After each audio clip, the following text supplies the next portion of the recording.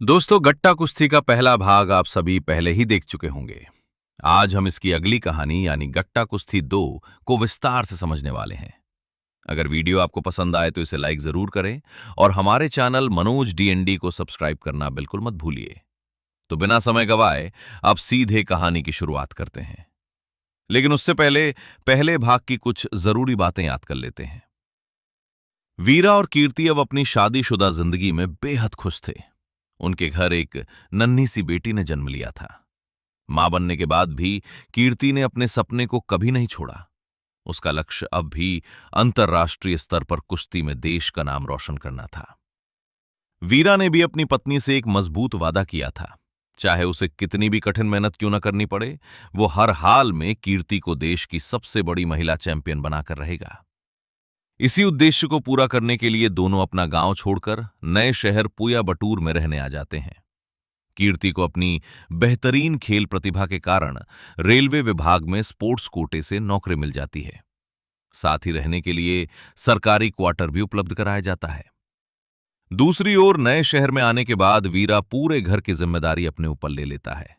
घर का हर छोटा बड़ा काम वही संभालता था। सुबह उठकर खाना बनाना, पूरे घर की सफाई करना और बाकी सभी घरेलू जिम्मेदारियां निभाना उसकी रोजमर्रा की दिनचर्या बन चुकी थी। यहां तक कि बेटी को स्कूल छोड़ने भी वही जाता था, जबकि कीर्ति अपना पूरा समय अभ्यास और आने वाली प्रतियोगिताओं की तैयारी में लगाती थी। कुछ ही समय बाद जिला स्तरीय कुश्ती प्रतियोगिता आयोजित होती है और कीर्ति शानदार प्रदर्शन करते हुए वहां भी जीत हासिल कर लेती है। उसकी इस सफलता के बाद कोच उसकी जमकर सराहना करता है। वो कहता है कि अगर हर महिला खिलाड़ी इसी तरह आगे बढ़ती रहीं तो पूरे खेल जगत में महिलाओं का सम्मान और बढ़ जाएगा। ऊपर से देखने पर ऐसा लग रहा था कि कोच भी उसकी जीत से बेहद खुश है, लेकिन उसके मन के अंदर कहीं न कहीं कीर्ति की लगातार सफलता को लेकर जलन जन्म ले चुकी थी। कोच को उम्मीद थी कि इस बार उसकी भी खूब तारीफ होगी, मगर कार्यक्रम खत्म होने से पहले ही मंत्री किसी जरूरी काम की वजह से वहां से चले जाते हैं। ये बात कोच को अंदर तक चुभ जाती है। इतना ही नहीं, समारोह समाप्त होने के बाद मीडिया के लोग भी सीधे कीर्ति का इंटरव्यू लेने पहुंच जाते हैं। पत्रकार उससे पूछते हैं कि उसकी इस बड़ी सफलता के पीछे सबसे अहम वजह आखिर क्या है।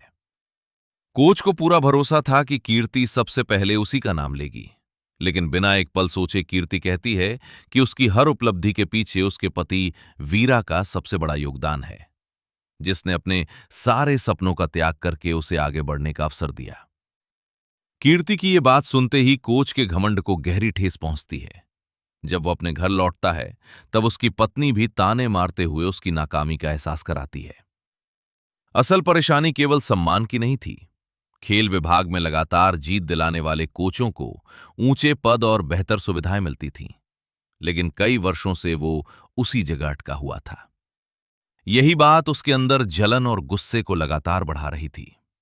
आखिरकार वो मन ही मन फैसला कर लेता है कि अब वो एक नई महिला पहलवान तैयार करेगा और उसी के जरिए कीर्ति को हराकर उसका पूरा करियर खत्म कर देगा। दूसरी तरफ वीरा और कीर्ति की जिंदगी पहले की तरह खुशी से आगे बढ़ रही थी। वीरा रोज बेटी को स्कूल छोड़ने जाता और अपने घरेलू कामों में व्यस्त रहता था।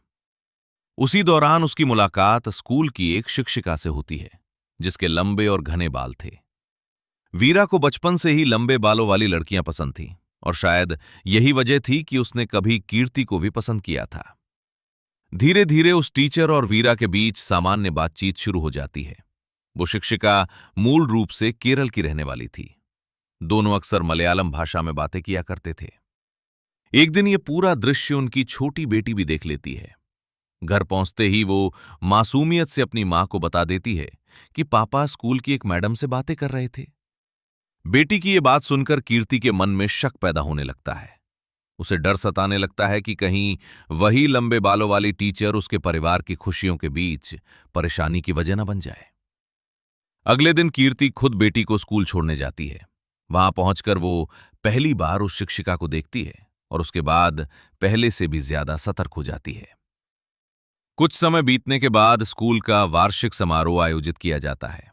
इस कार्यक्रम में शामिल होने के लिए वीरा और कीर्ति दोनों अपनी बेटी के साथ वहां पहुंचते हैं। स्टेज पर एक एक करके बच्चों को अलग अलग प्रतियोगिताओं के पुरस्कार दिए जाते हैं, लेकिन उनकी बेटी को किसी भी प्रतियोगिता में इनाम नहीं मिलता। ये देखकर कीर्ति थोड़ी निराश हो जाती है। तभी वीरा मुस्कुराते हुए उससे कहता है, बस थोड़ा सा इंतजार करो, तुम्हारे लिए एक खास सरप्राइज अभी बाकी है। कुछ ही देर बाद तेज संगीत बजता है और उनकी बेटी पूरे आत्मविश्वास के साथ मंच पर डांस करने आती है। अपनी बेटी को इतनी शानदार प्रस्तुति देते देखकर कीर्ति पूरी तरह हैरान रह जाती है। कीर्ति का सपना था कि उसकी बेटी पढ़ाई के साथ साथ एक बेहतरीन खिलाड़ी बने और खेलों में अपना नाम कमाए, लेकिन बेटी की रुचि तो बिल्कुल अलग दिशा में दिखाई दे रही थी। इतना ही नहीं, कार्यक्रम के दौरान वीरा का उसी शिक्षिका के साथ डांस करना भी कीर्ति को बिल्कुल अच्छा नहीं लगता। जैसे ही समारोह खत्म होता है, पति पत्नी के बीच इसी बात को लेकर तीखी बहस शुरू हो जाती है। गुस्से में कीर्ति कहती है कि उनकी बेटी खेलों की जगह नाच गाने में अपना समय बर्बाद कर रही है। इसी मुद्दे को लेकर दोनों के रिश्ते में धीरे धीरे तनाव बढ़ने लगता है। उसी समय स्कूल की दूसरी टीचर कीर्ति के पास आती है और मुस्कुराते हुए कहती है, आज आपकी बेटी ने कमाल का डांस किया है। पढ़ाई में भले ही उसका ज्यादा मन नहीं लगता, लेकिन डांस के क्षेत्र में उसका टैलेंट सचमुच शानदार है। ये बात सुनकर कीर्ति और भी ज्यादा चौंक जाती है, क्योंकि वीरा ने हमेशा उसे बताया था कि उनकी बेटी पढ़ाई में बहुत होशियार है। सच्चाई सामने आने के बाद कीर्ति फैसला करती है कि अब बेटी की पूरी जिम्मेदारी वो खुद संभालेगी। उस दिन के बाद जो बेटी हमेशा अपने पिता के साथ समय बिताया करती थी, अब पूरी तरह अपनी मां की निगरानी में रहने लगती है। कीर्ति का सपना था कि भविष्य में उसकी बेटी भी एक महान पहलवान बने, इसलिए वो छोटी सी उम्र में ही उसके ऊपर बेहद सख्त अनुशासन लागू कर देती है। रोज सुबह जल्दी उठना, लंबी दौड़ लगाना, कठिन एक्सरसाइज करना, सख्त डाइट का पालन करना और लगातार अभ्यास करना उसकी दिनचर्या बना दी जाती है। लेकिन इतनी छोटी बच्ची के लिए यह सब सहन करना आसान नहीं था। छोटी बच्ची इस कठिन ट्रेनिंग को बिल्कुल भी सहन नहीं कर पा रही थी। वो रोते हुए अपनी मां से कहती है, मम्मी, मुझे ये सब नहीं करना, मुझे बस अपने पापा के पास जाना है। लेकिन कीर्ति उसकी भावनाओं को बिल्कुल भी महत्व नहीं देती। ये सब देखकर वीरा कई बार कीर्ति को समझाने की कोशिश करता है। वो कहता है कि बेटी अभी बहुत छोटी है, उस पर इतना ज्यादा दबाव डालना सही नहीं होगा। लेकिन कीर्ति उसकी एक भी बात सुनने को तैयार नहीं होती। वो नाराज होकर कहती है, तुम्हें बच्चों की परवरिश के बारे में कुछ भी नहीं पता, अपने काम तक ही सीमित रहो। मेरी बेटी का भविष्य कैसे बनाना है ये मैं अच्छी तरह जानती हूं। पत्नी की ऐसी बातें सुनकर वीरा अंदर ही अंदर टूटने लगता है। उसी दौरान दूर खड़ा कोच ये पूरा नजारा ध्यान से देख रहा होता है। उसे तुरंत समझ आ जाता है कि अब पति पत्नी के रिश्ते में दरार आनी शुरू हो चुकी है और यही सही मौका है अपनी चाल चलने का। कोच वीरा को अपने पास बुलाता है और उससे पूछता है कि आखिर उसके घर में चल क्या रहा है। वीरा बिना कुछ छिपाए पूरी कहानी उसे बता देता है। यह सुनकर कोच कहता है कि नेशनल चैंपियनशिप अब ज्यादा दूर नहीं है। लगातार तैयारी और मानसिक दबाव की वजह से कीर्ति तनाव में रहने लगी है और उसी गुस्से का असर वो अपने परिवार पर निकाल रही है। इसके बाद कोच वीरा को सलाह देता है कि वो कीर्ति को किसी अच्छे डॉक्टर के पास जरूर लेकर जाए।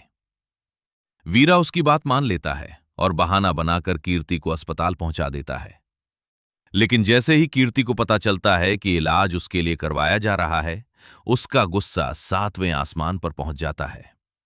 वो डॉक्टर पर भी भड़क उठती है और बिना इलाज करवाए वहां से तुरंत निकल जाती है। जब वीरा वापस आकर ये पूरी बात कोच को बताता है, तब वो एक और नई चाल चलता है। इस बार वो किसी देसी वैद्य के पास जाने की सलाह देता है। वीरा वैद्य से मिलता है, जहां उसे एक खास पाउडर दिया जाता है। वैद्य कहता है कि अगर ये रोज दूध में मिलाकर कीर्ति को पिलाया जाए तो उसका गुस्सा धीरे धीरे शांत हो जाएगा। वीरा पूरी ईमानदारी से वही करने लगता है। कुछ ही दिनों में कीर्ति का व्यवहार सचमुच बदलने लगता है। वो पहले से ज्यादा शांत रहने लगती है और मुस्कुराकर बातें भी करने लगती है। ये बदलाव देखकर वीरा बेहद खुश हो जाता है। उसे लगता है कि वैद्य की दवा ने कमाल कर दिया है, इसलिए वो कोच का धन्यवाद भी करता है।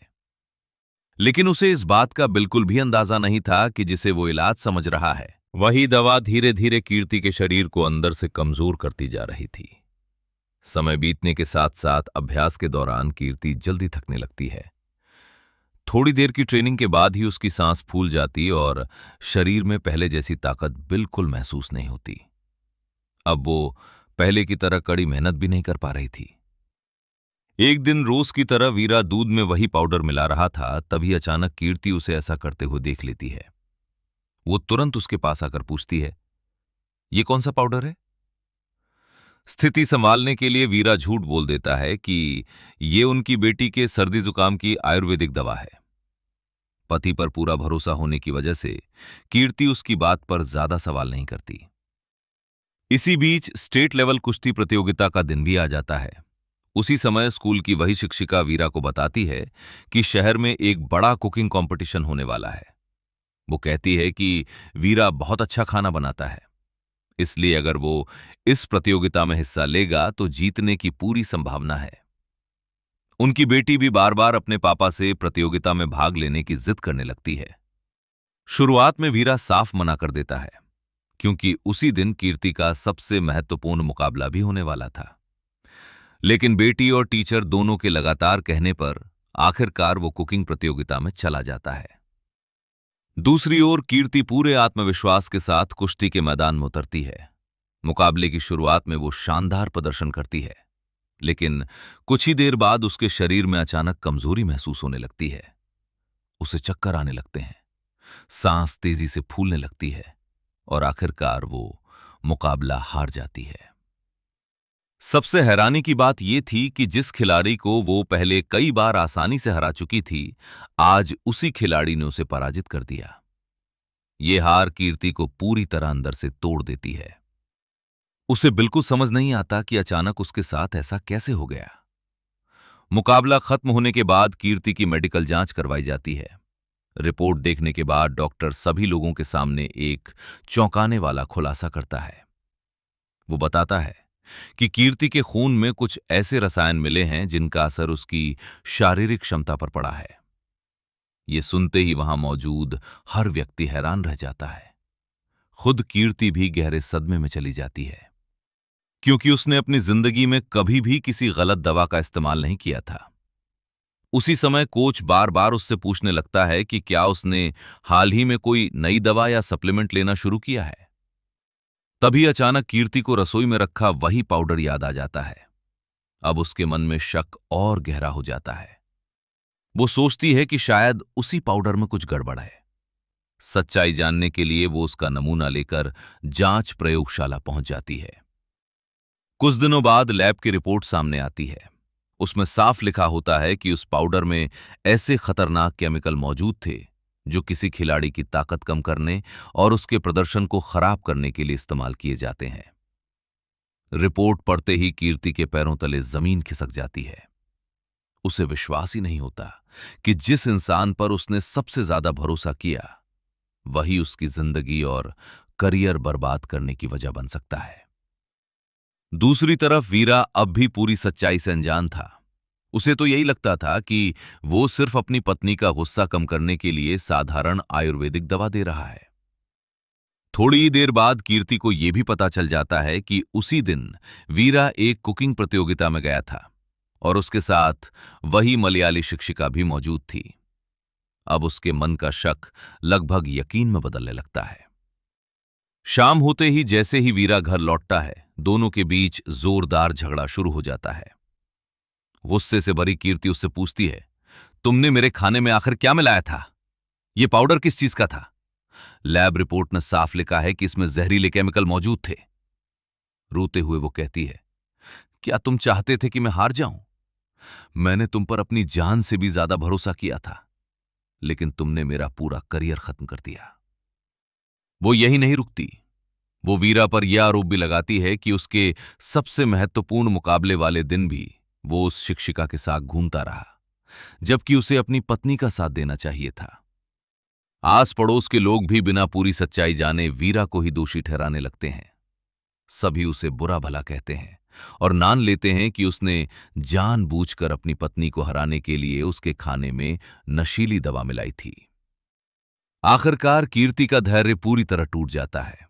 वो अपनी बेटी को लेकर घर के अंदर चली जाती है और वीरा से साफ शब्दों में कह देती है कि अब वो उसकी शक्ल तक नहीं देखना चाहती। ये सब सुनकर वीरा सड़क पर अकेला खड़ा रह जाता है। उसे बिल्कुल समझ नहीं आता कि आखिर उसने ऐसी कौन सी गलती कर दी जिसकी इतनी बड़ी सजा उसे मिल रही है। अब उसके पास वहां रुकने की कोई वजह नहीं बचती। वो अपना सामान समेटकर वापस अपने गांव लौट जाता है और वहां पहुंचकर अपने मामा को पूरी घटना विस्तार से बता देता है। मामा पुराने विचारों वाले इंसान थे। उनका मानना था कि घर में हमेशा पति की बात चलनी चाहिए और पत्नी को उसकी बात माननी चाहिए। जब उन्हें पता चलता है कि कीर्ति ने वीरा को घर से निकाल दिया है तो उनका गुस्सा और भी बढ़ जाता है। वो वीरा को भड़काते हुए कहते हैं कि ऐसी पत्नी को सबक सिखाना जरूरी है। लेकिन दूसरी तरफ उनकी छोटी बेटी अपने पिता को बहुत याद कर रही थी। मौका मिलते ही वो चोरी छिपे अपने पापा को फोन करती और उनसे देर तक बातें करती रहती। जब ये बात कीर्ति को पता चलती है तो वो बेटी को सख्त चेतावनी देती है कि आगे से वो अपने पिता से कोई संपर्क नहीं रखेगी। लेकिन वीरा अपनी बेटी से दूरी नहीं बना पाता। वो रोज स्कूल के बाहर पहुंचता, उससे कुछ देर मिलता, अपने हाथों से बनाया हुआ खाना उसे खिलाता और फिर चुपचाप वापस लौट जाता। यही सिलसिला कई दिनों तक लगातार चलता रहता है। आखिर एक दिन उनकी बेटी अपने पिता से कहती है, पापा आज मेरा मन बहुत घबरा रहा है, क्या हम कहीं बाहर घूमने चल सकते हैं? बेटी की इच्छा पूरी करने के लिए वीरा उसे स्कूल से लेकर घूमने निकल जाता है। उसी समय न जाने क्यों कीर्ति को अचानक अपनी बेटी की चिंता सताने लगती है। वो तुरंत स्कूल पहुंचती है, लेकिन वहां बेटी दिखाई नहीं देती। घबराकर वो बिना देर किए पुलिस में उसकी गुमशुदगी की शिकायत दर्ज करा देती है। कुछ ही देर बाद वीरा अपनी बेटी को लेकर वापस स्कूल पहुंच जाता है। जैसे ही कीर्ति उसे बेटी के साथ देखती है, उसका गुस्सा पहले से भी ज्यादा बढ़ जाता है। वो बेटी को डांटते हुए कहती है, आगे से मेरी इजाजत के बिना अपने पापा के साथ कहीं नहीं जाओगी। गुस्से में वो बेटी पर हाथ भी उठा देती है। रोती हुई बच्ची बार बार सिर्फ एक ही बात कहती है, मुझे अपने पापा के साथ रहना है। अपनी मासूम बेटी को इस तरह पिटते देखकर वीरा खुद पर काबू नहीं रख पाता। वो आगे बढ़कर कीर्ति को रोकता है और गुस्से में उसके गाल पर एक थप्पड़ मार देता है। सबके सामने हुई इस घटना से कीर्ति खुद को बेहद अपमानित महसूस करती है। उसी पल वो मन ही मन फैसला कर लेती है कि अब वो जिंदगी में कभी भी वीरा के साथ नहीं रहेगी। कुछ समय बाद बेटी फिर अपने पिता के पास रहने लगती है। दूसरी ओर कीर्ति अपने मायके चली जाती है। उसके माता पिता दोनों परिवारों के बीच समझौता करवाने की पूरी कोशिश करते हैं। इसी दौरान वीरा अपनी बेटी को खुश करने की कोशिश कर रहा होता है। तभी वहां वही स्कूल टीचर पहुंचती है और उस दिन हुई सारी गलतफहमियों के लिए माफी मांगती है। वीरा उससे कहता है कि अगर वो उसकी बेटी के चेहरे पर मुस्कान वापस ला सके तो उससे बड़ी मदद कोई नहीं होगी। इसके बाद टीचर बच्चों वाला गाना चलाकर नाचना शुरू कर देती है। कुछ ही पल बाद वीरा भी बेटी को खुश करने के लिए उसके साथ डांस करने लगता है। उसी समय कीर्ति अपने माता पिता के साथ वहां पहुंच जाती है। सामने का नजारा देखकर वो पूरी तरह हैरान रह जाती है। उसे ऐसा लगता है कि उसके बिना वीरा अपनी नई जिंदगी में काफी खुश है। जब वो देखती है कि डांस करते समय वीरा उस टीचर को अपनी बाहों में उठा लेता है, तब उसका शक पूरी तरह यकीन में बदल जाता है। गुस्से से भरी कीर्ति वहां से बिना कुछ कहे वापस लौट जाती है और उसी दिन वीरा को तलाक का कानूनी नोटिस भिजवा देती है। अब वीरा के सामने सबसे बड़ी चुनौती अपनी बेगुनाही साबित करने की थी। तभी उसे याद आता है कि वो रहस्यमय पाउडर उसे उसी देसी वैद्य ने दिया था। उसे उम्मीद होती है कि अगर वैद्य सच्चाई बता देगा तो शायद सब कुछ पहले जैसा हो सकता है। वो तुरंत उसकी दुकान पर पहुंचता है, लेकिन वहां ताला लटका मिलता है। आसपास पूछताछ करने पर पता चलता है कि वो अक्सर पास के मंदिर में दिखाई देता है। वीरा बिना समय गवाए मंदिर पहुंच जाता है और वहां वैद्य को पकड़ लेता है। शुरुआत में वो कुछ भी बताने से इनकार करता है, लेकिन सख्ती से पूछताछ करने पर आखिरकार पूरी सच्चाई उगल देता है। वो कबूल करता है कि उसने अपनी मर्जी से कुछ नहीं किया था। ये पूरी योजना कीर्ति के कोच ने बनाई थी और उसी के कहने पर दवा में खतरनाक केमिकल मिलाए गए थे। सच्चाई सामने आते ही वीरा सीधे कोच के पास पहुंचता है। इस बार कोच भी अपना अपराध छिपाने की कोशिश नहीं करता। वो साफ शब्दों में स्वीकार करता है कि कीर्ति का करियर खत्म करने की साजिश उसी ने रची थी। वर्षों तक ट्रेनिंग देने के बावजूद जब सफलता का पूरा श्रेय वीरा को मिला, तो जलन और अहंकार ने उसे ये सब करने पर मजबूर कर दिया। कोच की बातें सुनते ही वीरा का गुस्सा फूट पड़ता है और वो उसकी जमकर पिटाई कर देता है। अब उसके मन में सिर्फ एक ही लक्ष्य था, हर हाल में पूरी सच्चाई दुनिया के सामने लानी है। वो तुरंत कीर्ति के पास जाकर सब कुछ बताने की कोशिश करता है, लेकिन उससे पहले ही कोच अपना आखिरी दांव चल चुका होता है। उसने पहले ही कीर्ति के मन में यह बात बैठा दी थी कि अगर कभी वीरा अपनी सफाई देने आए तो उसकी किसी भी बात पर विश्वास मत करना। यही वजह थी कि वीरा लाख समझाने के बाद भी कीर्ति उसकी एक भी बात मानने को तैयार नहीं होती। आखिरकार दोनों के तलाक का मामला अदालत तक पहुंच जाता है। कुछ दिनों बाद दोनों कोर्ट में मौजूद होते हैं। जज सबसे पहले दोनों पक्षों की पूरी बात ध्यान से सुनते हैं। कीर्ति अदालत में कहती है कि उसके पति ने बिना बताए उसे ऐसी दवा दी जिसने उसका पूरा करियर बर्बाद कर दिया, इसलिए अब वो किसी भी कीमत पर उसके साथ नहीं रहना चाहती। वहीं दूसरी तरफ वीरा अपने वकील के माध्यम से कहता है कि उसने कभी जानबूझकर कोई गलत काम नहीं किया। वो खुद भी एक बड़ी साजिश का शिकार बना है। वो ये भी साफ करता है कि स्कूल की टीचर के लिए उसके मन में कोई गलत भावना नहीं है। उसकी सबसे बड़ी इच्छा सिर्फ इतनी है कि उसका परिवार दोबारा एक हो जाए। दोनों की बातें सुनने के बाद जज भी गहरी उलझन में पड़ जाते हैं। आखिरकार फैसला लिया जाता है कि सबसे पहले उनकी बेटी से पूछा जाएगा कि वो किसके साथ रहना चाहती है। बेटी बिना एक पल सोचे कह देती है कि वो अपने पापा के साथ रहना चाहती है, लेकिन वीरा भावुक होकर कहता है कि उसे बेटी से भी ज्यादा अपनी पत्नी की चिंता है। वो किसी भी हालत में अपना परिवार टूटने नहीं देना चाहता। इसी बहस के दौरान वीरा के मामा एक अनोखा सुझाव रखते हैं। वो कहते हैं कि अगर कीर्ति खुद को अंतर्राष्ट्रीय स्तर की पहलवान मानती है तो उसे वीरा के साथ एक आखिरी कुश्ती लड़नी चाहिए। सभी लोगों को यह प्रस्ताव पसंद आ जाता है। फैसला होता है कि पति पत्नी के बीच एक मुकाबला होगा। अगर कीर्ति जीत गई तो बेटी उसके साथ रहेगी, लेकिन अगर वीरा जीत गया तो कीर्ति अपनी सारी गलतफहमियां भूलकर उसके साथ नई जिंदगी शुरू करेगी। कुछ दिनों बाद इस अनोखे मुकाबले का आयोजन किया जाता है। जज खुद इस प्रतियोगिता की निगरानी करते हैं। नियम तय होता है कि जो पहले 20 अंक हासिल करेगा वही विजेता माना जाएगा। मुकाबले की शुरुआत से ही कीर्ति शानदार खेल दिखाती है और देखते ही देखते 19 अंक हासिल कर लेती है। दूसरी तरफ वीरा सिर्फ 4 अंकों पर संघर्ष कर रहा था। क्योंकि कीर्ति अंतर्राष्ट्रीय स्तर की चैंपियन थी, इसलिए लगभग सभी लोगों को उसकी जीत तय दिखाई दे रही थी। तभी वीरा की नजर अपनी बेटी पर पड़ती है। उसकी आंखों में सिर्फ एक ही सपना दिखाई देता है, मम्मी और पापा फिर से एक हो जाएं। यही देखकर वीरा अपनी पूरी ताकत के साथ वापसी करता है। आखिरी राउंड में वो एक अलग रणनीति अपनाता है और मजाकिया अंदाज में कीर्ति के माथे और गाल पर प्यार से किस कर देता है।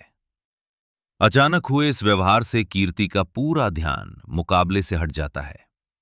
वीरा इसी मौके का फायदा उठाकर लगातार अंक हासिल करने लगता है और कुछ ही क्षणों में उसका स्कोर भी 19 तक पहुंच जाता है। अब दोनों खिलाड़ी बराबरी पर थे। जीत और हार का फैसला सिर्फ आखिरी अंक से होना था। जैसे ही दोनों अंतिम दांव लगाने के लिए आगे बढ़ते हैं, अचानक कीर्ति की आंखों के सामने अंधेरा छा जाता है और वो बेहोश होकर जमीन पर गिर पड़ती है। पूरा स्टेडियम सन्न रह जाता है। कई लोगों को फिर से वीरा पर शक होने लगता है कि शायद उसने एक बार फिर कोई चाल चली होगी। उसी समय वहां मौजूद एक बुजुर्ग महिला उसकी नब्ज जांचती है और मुस्कुराते हुए कहती है, घबराने की जरूरत नहीं, यह खुशखबरी है। कीर्ति दोबारा मां बनने वाली है। यह सुनते ही पूरा माहौल खुशी से गूंज उठता है। मुकाबले को बिना किसी विजेता के समाप्त घोषित कर दिया जाता है। एक ही पल में पति पत्नी के बीच की सारी दूरियां खत्म हो जाती हैं। दोनों फिर से एक दूसरे के करीब आ जाते हैं। करीब 1 साल बाद कीर्ति जुड़वा बेटियों को जन्म देती है। अब उनके परिवार में 3 प्यारी बेटियां थीं और पूरा परिवार फिर से हंसी खुशी रहने लगता है। वीरा पहले की तरह दोबारा अपनी पत्नी के सपनों का साथ देने का वादा करता है। कीर्ति भी नई मेहनत और नए जोश के साथ एक बार फिर अंतर्राष्ट्रीय चैंपियन बनने की तैयारी शुरू कर देती है। लेकिन फिल्म आखिर में एक सवाल जरूर छोड़ती है। आखिर कीर्ति को कैसे यकीन हुआ कि वीरा सचमुच बेगुनाह था? अंतिम दृश्य में इसका जवाब भी मिल जाता है। जिस खिलाड़ी ने प्रतियोगिता में कीर्ति को हराया था, वही बाद में कोच की पूरी साजिश जान लेती है और खुद आकर कीर्ति को सारी सच्चाई बता देती है। उसे पता चलता है कि असली गुनहगार वीरा नहीं, बल्कि उसका अपना कोच था, जिसने पहले वीरा का भरोसा जीता और फिर उसे मोहरा बनाकर पूरी चाल चल दी। ये सच जानने के बाद कीर्ति को अपनी सबसे बड़ी गलती का एहसास होता है। उसे समझ आ जाता है कि वीरा हमेशा से निर्दोष था और उसने सिर्फ उसकी भलाई के लिए हर कदम उठाया था। इसी भावुक मोड़ के साथ गट्टा कुश्ती 2 की कहानी यही समाप्त होती है। अगर आपको ये कहानी पसंद आई हो तो वीडियो को लाइक जरूर करें, अपने दोस्तों के साथ शेयर करें और ऐसे ही शानदार मूवी एक्सप्लेन वीडियो देखने के लिए मनोज DND चैनल को सब्सक्राइब करना बिल्कुल मत भूलिए। अगली जबरदस्त फिल्म के साथ फिर मुलाकात होगी।